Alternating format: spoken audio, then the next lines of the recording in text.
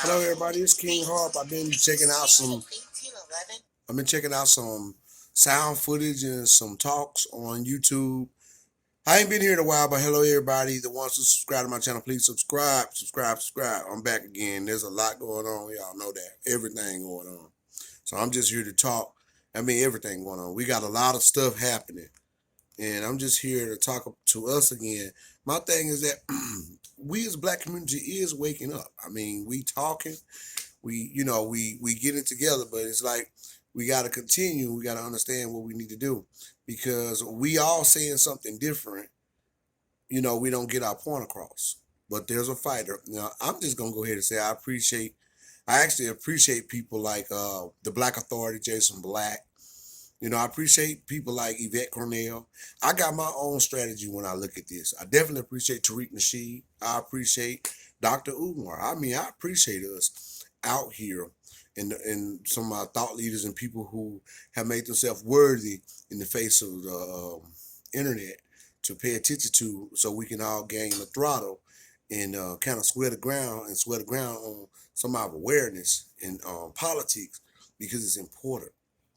I mean, if you look at it, everything's already meticulously done. I mean, we honestly are being affected by the way we have been shaped and anchored and all of that. And I be saying that on all of my talks. So subscribe to my channel because I'm gonna be here too, doing some talking about what need to be done for Black people in our community and in our thought process in terms of who we are and our political mindset because it's very, very important. It's very damn important. And we got to remember that. We got to understand that this is real. We are actually experiencing war against us in so many different ways. Now, we already realize that something's going to happen here. This is a spiritual warfare, too. It's not just political or physical. It's definitely also spiritual.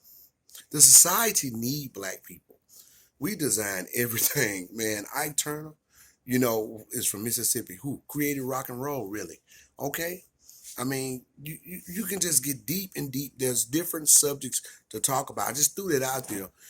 I know it was a wild throwout, but we created the culture of what goes on in the United States in terms of capital and how people come here to mimic who we are as the American Negro, as a Black person, a Black American to actually make it. And a lot of people come here to actually be who we are, who are allowed to be who we are, to take over what we have done to even erase us. This is what they're doing now. I mean, they're letting people enter our entertainment. Cynthia Erivo come to mind, constantly giving her black roles of people that are our icons and our suffering. Harriet Tubman, that's offensive. And she come from a culture we don't really know nothing about, that maybe soul slaves. And then she doesn't identify with us and have had some open rhetoric against us as a people. And then you emulate our pain in Hollywood and benefit from it. Oh, do you understand what they're doing? That's in your face. That's telling you in your face. Then throwing her in the Aretha Franklin face, and then you got our entertainers and stuff, and the way we sing and stuff, and people coming trying to emulate who we are and what we've built as a culture and as a people. After the war on drugs done beat us down, what they put in our community. Now you got Black men standing on corner begging for stuff. Don't have don't have the mindset of Dr. King or Malcolm X or any kind of astute person because of drugs. Crack cocaine did a number on the Black community.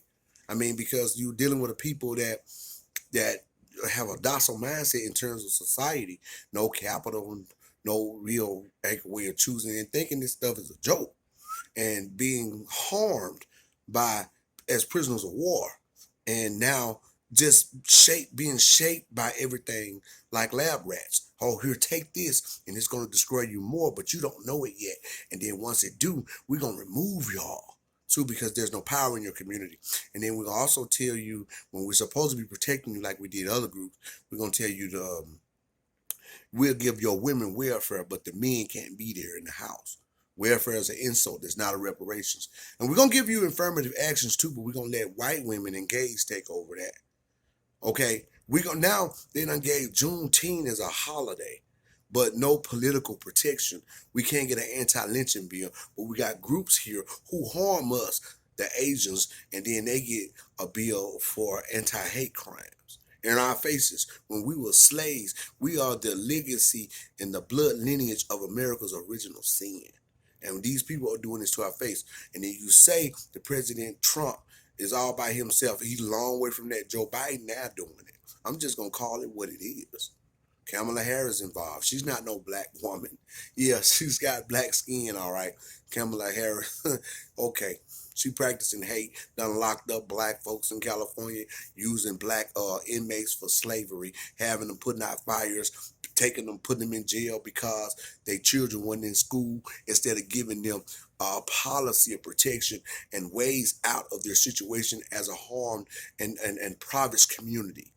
She know politics, but she also benefited, and she wanted white supremacy to know that she is a player on their field, and she's not black. When she came out saying she was black, the sister girl stuff, that's not true about her. She's East Indian. She doesn't identify with us. She's not a Ruby Bridges. Like, she put herself up as Ruby Bridges. Oh, that's an insult. She ain't no Ruby Bridges. Ruby Bridges is a black child that suffered from that, being a descendant of slavery. I mean, and you Kamala Harris, and you gonna tell me you Ruby Bridges to get my vote?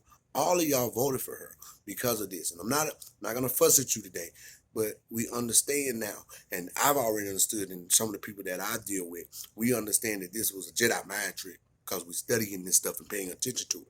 And that's what we're trying to get you all to do. Study this stuff and pay attention to it. You understand what we're saying here now? That's what we want you to do, so you can get on board with what's going on. It's a lot of stuff going on.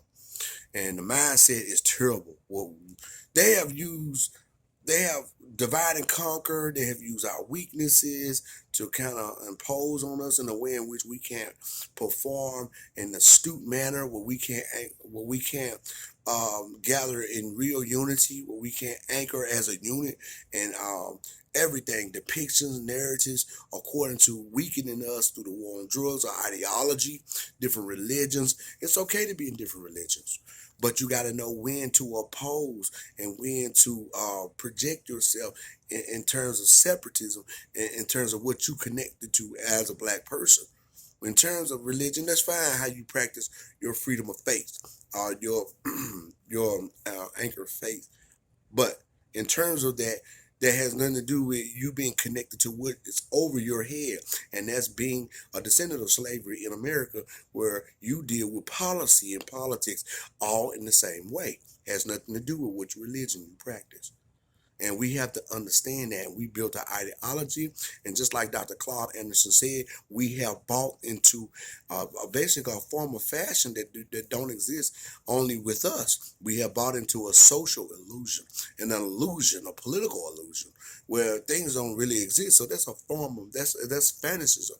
We're not dealing with real exchange in terms of the way our society truly exists. And we're trying to wake our people up so we can get on board and do something about this situation. I'm not going to talk hardship about it, but I'm going to tell the truth. So I just came to sit here and talk for a minute, rant for a minute. I'm listening to Jason Black. I'm listening to all of us. Some people I don't think was really good for our people, but I won't call no names right now.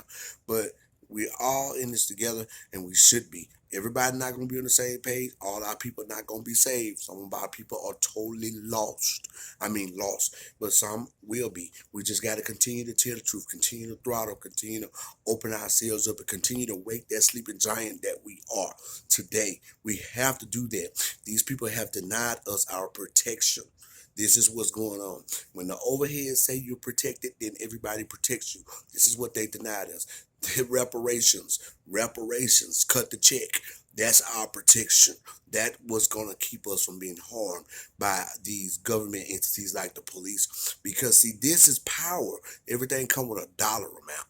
And we need our money. We need the legislative order. We need the anti-lynching bill. We need to be set aside so we can do what we have to do. It would not hurt them.